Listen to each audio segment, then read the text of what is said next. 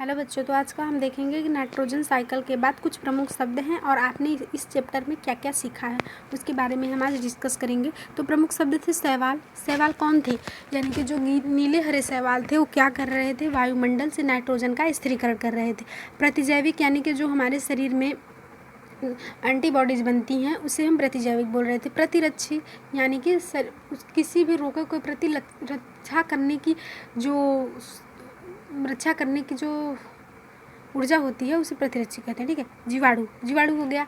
तो जीवाणु क्या थे? ये जीवाणु और नीले हरे शैवाल मिलकर ही नाइट्रोजन का स्थिरीकरण कर रहे थे और वाहक, एक स्थान से किसी रोग को दूसरे स्थान पर ले जाना वाहक का कार्य है। संक्रामक रोग यानी कि मैंने छींका, कुछ बूंदें गई, यानी कि मेरे अंदर कोई वायरस है, मैंने छींका, कुछ बूंदें बाहर गई, कोई स्वस्थ व्यक्ति आया, वह बूंदें उसने सांस ली, उसके अंदर चली गई, तो क्या हो गया? उसे रोग हो गया।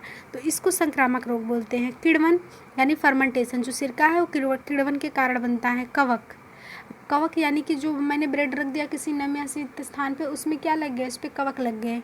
और लैक्टोबैसिलस, ये एक बैक्टीरिया है जो कि दूध को दही में परिवर्तित कर देता है।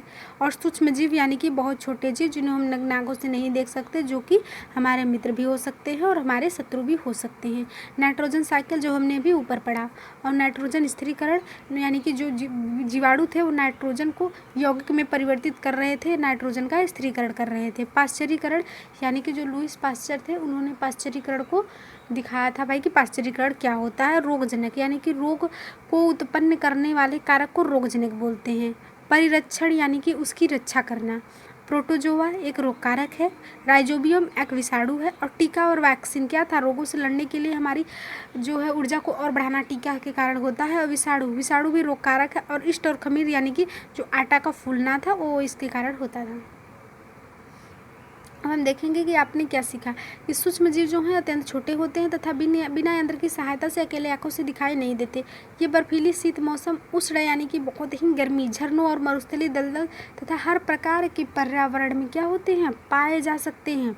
सूक्ष्म जीव के लिए ऐसा नहीं होता कि यहाँ बहुत गर्मी है तो मैं यहाँ नहीं रहूँगा, ठीक है, यहाँ बहुत ठंडी है तो यहाँ भी मैं नहीं रहूँगा, ऐसा नहीं। वो हर स्थान पर पाए जा सकते हैं और वह समय के साथ अपने आप को ढाल लेते हैं।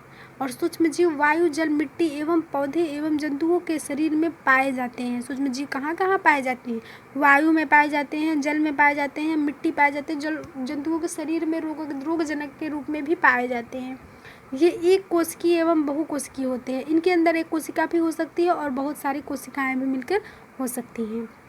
जीवाणु, कवक, प्रोटोजोआ एवं कुछ शैवाल सूक्ष्म जीवों के अंतर्गत आते हैं। विषाणु इनसे अलग है लेकिन फिर भी इसी वर्ग में सम्मिलित किए जाते हैं। यानी कि जीवाणु, कवक, प्रोटोजोआ एवं कुछ शैवाल जो हैं सूक्ष्म जीव के अंतर्गत आते हैं। और कुछ जो विषाणु होते हैं इनसे अलग होते हैं लेकिन फिर भी इन्हें इसी वर्ग में जो है वो सम्मिलित किया जाता है। अब देखेंगे कि विषाणु केवल परपोषी जैसे जीवाणु, पादप एवं जंतुओं में गुणन करते हैं।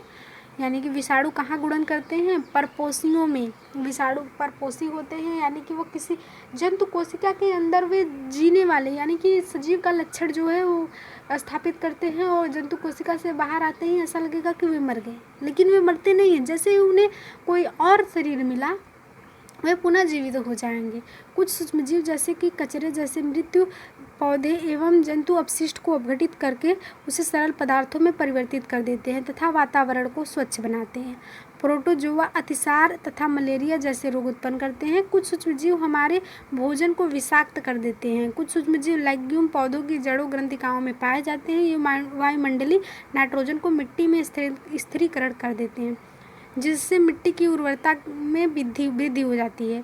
और मिट्टी की में उपस्थित कुछ जीवाणु जैसे नीले हरे शैवाल वायुमंडल नाइट्रोजन का स्थिरीकरण कर नाइट्रोजनी यौगिक में परिवर्तित कर देते हैं।